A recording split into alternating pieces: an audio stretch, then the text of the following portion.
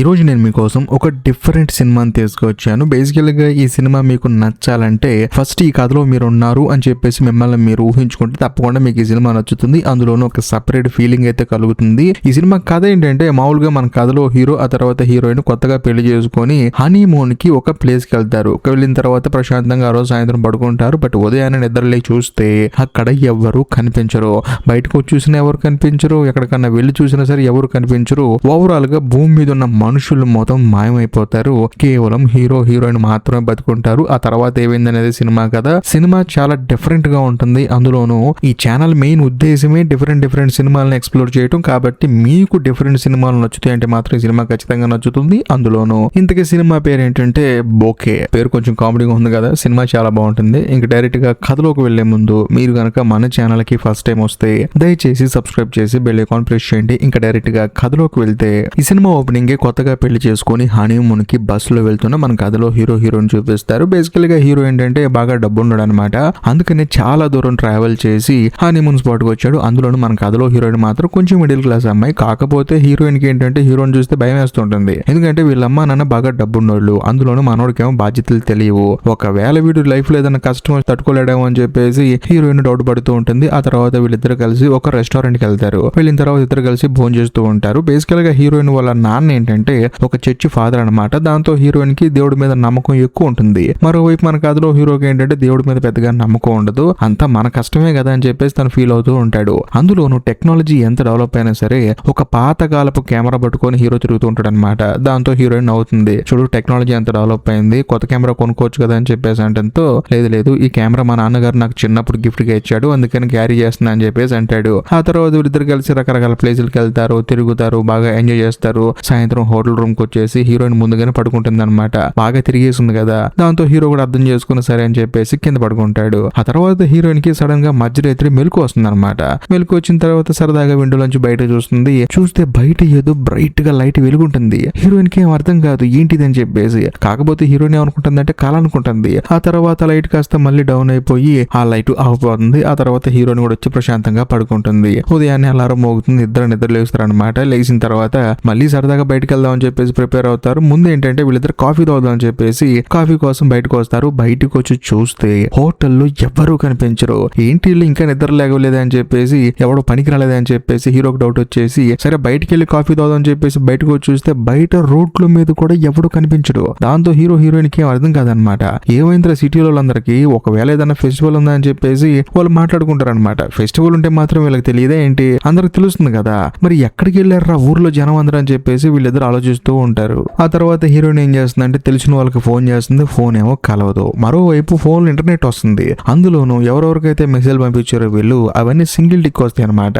అవతల వాళ్ళు చూడలేదు. సో దాంతో హీరోయిన్ ఏముంటుందంటే ఒకవేళ ఏలియన్ ఏమైనా అటాక్ చేసిందని చెప్పేసి అంటంతో హీరో నవ్వుతాడు అనమాట, నీకేమైనా పిచ్చి పట్టిందా అని చెప్పేసి. ఆ తర్వాత వీళ్ళు ఏంటంటే హోటల్ రూమ్ కి వస్తారు. వచ్చిన తర్వాత అక్కడ కూడా మళ్ళీ ఎవరు కనిపించరు. అక్కడ నుంచి పక్కనే స్టోర్ కి వెళ్తారు. చూస్తే అక్కడ చాలా టీవీలు ఉంటాయి అనమాట. కాకపోతే న్యూస్ ఛానల్స్ తప్ప అన్ని ప్లే అవుతూ ఉంటాయి. దాంతో హీరోకి హీరోయిన్ కి డౌట్ వచ్చేసి ఒకవేళ పక్క ఊర్లో జనవంతులు ఉన్నారేమో, ఇదంతా ఖాళీ చేసి వెళ్ళిపోయారేమో, ఏదన్నా ఆపదొచ్చి అని చెప్పేసి అక్కడికి వెళ్ళి వెతుకుదాం అని చెప్పేసి ఆ ఊర్లో చాలా కార్లు ఉన్నాయి కదా. సో అందులో కారు తీసుకుని హీరో హీరోయిన్ బయలుదేరతారు. అలా ఎంత దూరం వెళ్లి చూసినా సరే ఎవరూ కనిపించరు. అందులోనూ గాల్లో పక్షులు కూడా కనిపించవు, కనీసం జంతువులు కూడా కనిపించవు అనమాట. దాంతో హీరో బాధపడుతూ ఉంటాడు. అందులో హీరోయిన్ ఏముంటుందంటే మొత్తానికి భగవంతుడు మనకి శిక్ష వేసినట్టున్నాడు, ఎందుకంటే అందరిని మాయం చేసి మనల్ని మాత్రమే భూమి మీద పెట్టాడని చెప్పి అంటంతో హీరో కోపం వచ్చేసి ఏం మాట్లాడుతున్నావు నువ్వు, ఏం జరుగుతుంది ఇక్కడ అర్థం చేసుకో, మొత్తానికి మంచి జరుగుతుంది, నువ్వు కంగారు పడకని చెప్పేసి హీరో హీరోయిన్ కి ధైర్యం చెప్తాడు. ఆ తర్వాత మళ్ళీ తిరిగి హోటల్ రూమ్ కి వస్తారు. దాంతో హీరోయిన్ ఆ రోజు సాయంత్రం ప్రశాంతంగా పడుకుంటుంది. కట్ చేస్తే మరుసటి రోజు హీరో హీరోయిన్ కన్నా ముందు నిద్ర లేస్తాడు.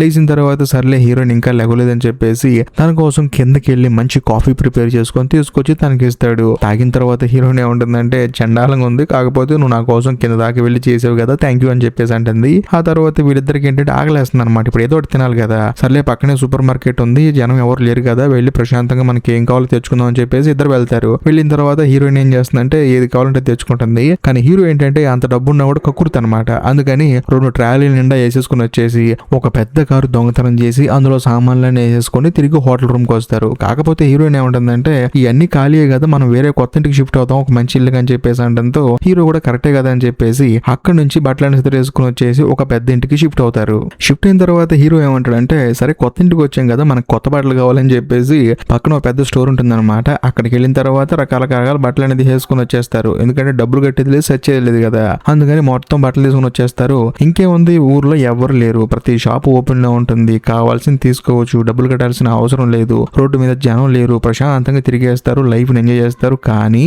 ఒక వారం తర్వాత హీరోయిన్ కి పిచ్చెక్కిపోతుంది అనమాట. అతడు సినిమాలో ఒక డైలాగ్ ఉంటుంది కదా, నిశ్శబ్దం చాలా భయంకరంగా ఉంటుందని చెప్పేసి హీరోయిన్ కి ఆ భయం పట్టుకుంటుంది. ఎంత సైలెంట్ గా ఉంటే నా వల్ల కావట్లేదు, అందులోనూ భగవంతుడు మనకు శిక్ష వేస్తున్నట్టు అనిపిస్తుంది నాకు అని చెప్పేసి అంటంతో హీరో ఏమంటాడంటే, లేదు నువ్వేం కంగారు పడకు, ఇక్కడే ఉంటున్నాం కదా, నీకు అలా అనిపిస్తుంది, మనం సరదాగా విలేజ్ సైడ్ వెళ్దాం రా అని చెప్పేసి హీరోయిన్ కార్ ఎక్కించేసుకుని విలేజ్ వైపు తీసుకెళ్తాడు, పక్కన ఉన్న విలేజ్ వైపు. అక్కడికి వెళ్ళిన తర్వాత హీరోయిన్ కూడా కొంచెం రిలాక్స్ అనిపిస్తుంది అనమాట. అందులో అక్కడ ఒక చెరువు ఉంటుంది, ప్రశాంతంగా అక్కడికి వెళ్ళి స్నానం చేస్తుంది. ఆ తర్వాత ఇద్దరు రొమాన్స్ చేస్తారు, అంతా ఓకే, సెట్ అయిపోతుంది. ఆ తర్వాత చుట్టూ ఉన్న నేచర్ ని బాగా ఎంజాయ్ చేస్తారు. మళ్ళీ వీళ్ళు తిరిగి ఇంటికి వచ్చేస్తారనమాట, ఎందుకంటే కొత్త ఇల్లు ఉన్నారు కదా రీసెంట్ గా. ఆ తర్వాత వచ్చేసిన తర్వాత మళ్ళీ సూపర్ మార్కెట్ కి వెళ్ళి వీళ్ళకి కావాల్సిన ఫుడ్ ఐటమ్స్ మొత్తం తెచ్చేసుకుంటారు ఫ్రీగా. అలా తెచ్చుకునే ప్రాసెస్ లో ఏంటంటే హీరో సూపర్ మార్కెట్ లో ఆ ట్రాలీ ఉంటుంది కదా, ట్రాలీ మీద చిన్నపిల్లలు ఆడుకుంటూ ఉంటాడు, అనుకోకుండా కింద పడతాడు, దెబ్బ తగులుతుంది. కట్ చేస్తే ఆ రోజు సాయంత్రం హీరోయిన్ కి క్యాండిల్ లైట్ డిన్నర్ ఏర్పాటు చేస్తా అని చెప్పేసి హీరో చెప్పాడు అనమాట. దాంతో హీరోయిన్ కూడా పాపం రొమాంటిక్ గా ఫీల్ అయిపోయి వచ్చి ప్రశాంతంగా మేకప్ వేసుకుని కూర్చుంటుంది. కానీ హీరోయిన్ ఏం చేస్తుందంటే హీరోయిన్ తిడుతుంది అనమాట, చూడు ఈ భూమి మీద ఎవరు లేరు, నువ్వేమో కేర్లెస్ గా ఉంటున్నావు, ఆ ట్రాలీ నెట్టుకుంటూ వెళ్ళి కింద పడ్డావు, చేతికి దెబ్బ తగిలింది, ఇప్పుడు డాక్టర్లు కూడా లేరు, నీకు ఏదైతే ఏంటి రెస్పాన్సిబిలిటీ అని చెప్పేసి అంటంతో హీరో అప్పుడు ఆలోచిస్తాడు, అవును కదా అని చెప్పేసి, సరే ఇంకోసారి ఏం జరగకుండా చూసుకుంటాను, నాకేం కాలేదు, నువ్వేం కంగారు పడకని చెప్పేసి హీరోయిన్ తో సరదాగా మాట్లాడతాడు. కానీ హీరోయిన్ మాత్రం కోపం వచ్చేసి అక్కడ నుంచి వెళ్ళిపోతుంది అనమాట. ఆ తర్వాత మళ్ళీ హీరో చేసేది లేక మళ్ళీ రూమ్ కి వస్తాడు. వచ్చిన తర్వాత హీరోయిన్ ఏమంటుందంటే, నీకు అర్థం కావట్లేదు, ఈ ఒంటరితనాన్ని నువ్వు ఎంజాయ్ చేస్తున్నావు కానీ నా వల్ల కావట్లేదు, మనకంటూ కొన్ని కుటుంబాలు ఉన్నాయి, మనం ఇక్కడ నుంచి వెళ్ళి వాళ్ళని మీట్ అవ్వాలి, కనీసం వాళ్ళు కూడా లేకపోతే మన ప్లేసుల్లో మనం ఉండాలి, మనం ఎక్కడో ఉన్నాం, ఇక్కడ మనుషులు లేరని చెప్పేసి అంటంతో హీరోకి అర్థం అవుతుంది అనమాట. హీరోయిన్ కి ఒంటరితనం ఎక్కువైపోతుంది, ఆ ఒంటరితనాన్ని భరించలేకపోతుంది అని చెప్పేసి సరే ప్రశాంతంగా బయటికి వెళ్దాం పద అని చెప్పేసి తనని తీసుకుని మరుసటి రోజు బయటకు వస్తాడు. అది కూడా మళ్ళీ పిక్నిక్ స్పాట్ లా ఉంటుంది అనమాట. మీరు షారుఖ్ ఖాన్ గారి సినిమాలో ఒక పాటలో ఉంటుంది కదా, విరిగిపోయిన ఫ్లైట్ ఉంటుంది కదా, అక్కడికి హీరోయిన్ తీసుకొని వస్తాడు. వచ్చిన తర్వాత హీరోయిన్ ఏమంటుందంటే, నీకైనా పిచ్చి పెట్టిందా, మనం మనుషుల్ని వెతుకుదావు అంటే నువ్వేమో పిక్నిక్ స్పాట్లు తీసుకొస్తున్నావు,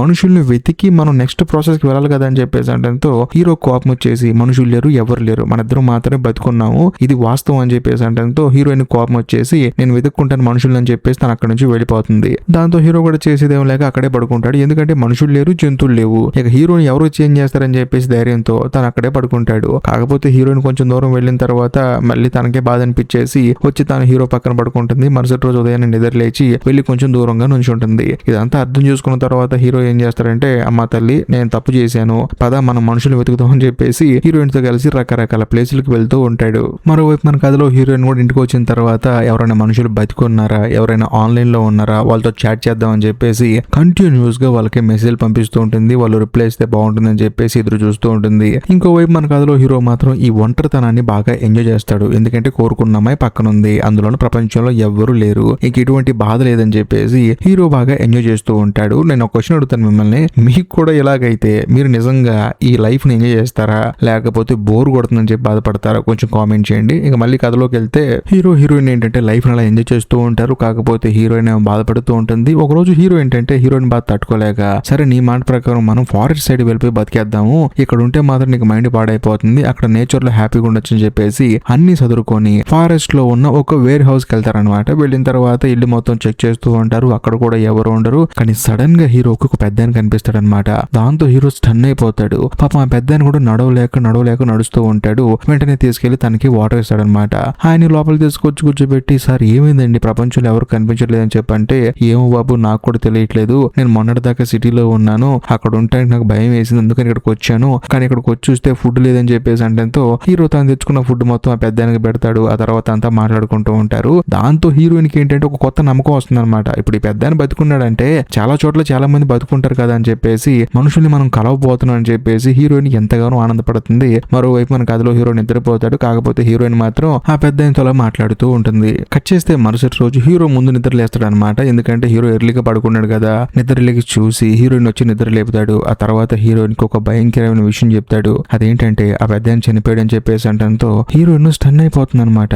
ఎలా అని చెప్పేసి అంటంతో, ఏముంది పాపం చాలా రోజు ఫుడ్ లేదు, అందులోనే సడన్ గా ఫుడ్ ఎక్కువ తినేశాడు, పెద్దాయన కదా, నిద్రలోనే చనిపోయాడు అని చెప్పేసి అంటంతో ఆయనకి అంత్యక్రియలు చేస్తారు. మళ్ళీ హీరోయిన్ కి భయం మొదలవుతుంది అనమాట. ఎందుకంటే ఉన్న ఒక్క మనిషి కూడా చనిపోయాడని చెప్పేసి హీరోయిన్ హీరోతో గొడవ పడి నేను మనుషులు ఉన్నారో లేదో వెతుకుతానని చెప్పేసి ఒక రెడ్ కలర్ టేప్ తీసుకొని ప్రతి ఒక్క ఇంటికి వెళ్ళి వెతుకుతూ ఉంటుంది. ఇంట్లో మనుషులు లేకపోతే ఆ ఇంటికి రెడ్ కలర్ టేప్ వేస్తూ ఉంటుంది. ఇదంతా చూసిన తర్వాత హీరో కోపం వస్తుంది. నువ్వు ఏం చేస్తున్నావు అసలు నువ్వు అని చెప్పేసి. ఎందుకంటే మనుషులు ఉంటే వాళ్ళే రోడ్డు మీదకి వస్తారు, వాళ్ళే తిరుగుతారు, మనకు కనిపిస్తారు, నువ్వెందుకు కంగారు పడుతున్నావు అని చెప్పేసి హీరోయిన్ ని తిడుతూ ఉంటాడు. కాకపోతే హీరోయిన్ కి ఏంటంటే ఈ ఒంటరి జీవితం గడపలేకపోతుంది అనమాట. ఎందుకంటే రోజు మన చుట్టూ ఒక 10 మంది మనుషులు ఉండి వాళ్ళతో మాట్లాడుకుంటూ మన కష్టాలు సుఖాలు చెప్పుకుంటూ ఉన్న వాళ్ళకి సడన్ గా మనుషులు మాయమైపోయేసరికి ఏం అర్థం కాదనమాట. అందులోనూ భూమి కూడా ఒక నరకంలా మారిపోతుంది హీరోయిన్ కి. అందుకని తను అలా చేస్తూ ఉంటుంది. కానీ మరోవైపు మన కథలో హీరో మాత్రం ఎవరు లేకపోతే ఏముంది, నేనేమైనా చంపేసానా, వాళ్ళే మాయమైపోయారు, ఉన్న ఒక్క జీవితాన్ని ప్రశాంతంగా బతుకుదాం అని చెప్పేసి హీరో ఉంటూ ఉంటాడు. కానీ ఇద్దరు వేరు వేరు ఐడియాలజీ ఉండటం వల్ల వీళ్ళిద్దరు బతకలేకపోతారు. సో దీన్ని బట్టి మీకు అర్థమైంది ఏంటంటే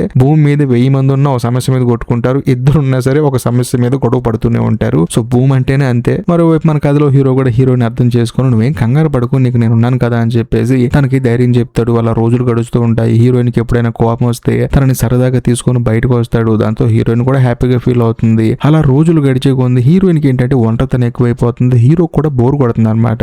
ఒక మనిషికి భూమి మీద ఎవరు లేకుండా అన్ని దొరికినా సరే కష్టం అనుకోండి, అది మాత్రం హీరోకి అర్థమైపోతుంది. తాను కూడా బాధపడుతూ ఉంటాడు.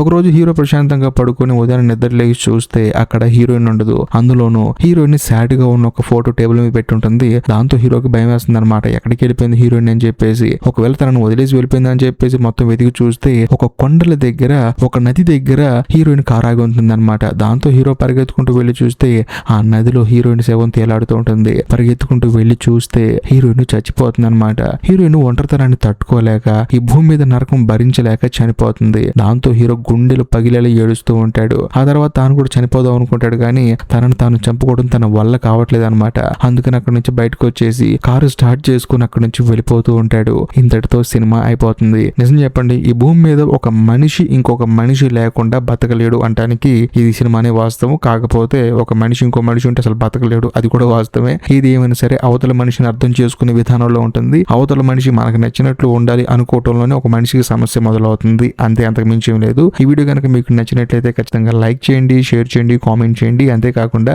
ఇలాంటి డిఫరెంట్ సినిమాలు కంటిన్యూ చేయమంటే ఖచ్చితంగా కంటిన్యూ చేస్తాను. కొంచెం కామెంట్లు తెలియజేయండి. అంతేకాకుండా ఇలాంటి అద్భుతమైన సినిమాలు ఇంకొక 2 ఈ వీడియో ఎండ్ కార్డ్ లో పిన్ చేసి పెట్టాను. వాటిని కూడా చూడండి, అవి కూడా మీకోసమే. ఇంకా లాస్ట్ అండ్ ఫైనల్ గా నేను మీకు చెప్పొచ్చేది ఏంటంటే ఇప్పటికీ మీరు మన ఛానల్ ని సబ్స్క్రైబ్ చేసుకోకపోతే దయచేసి సబ్స్క్రైబ్ చేసి బెల్ ఐకాన్ ప్రెస్ చేయండి. బాయ్.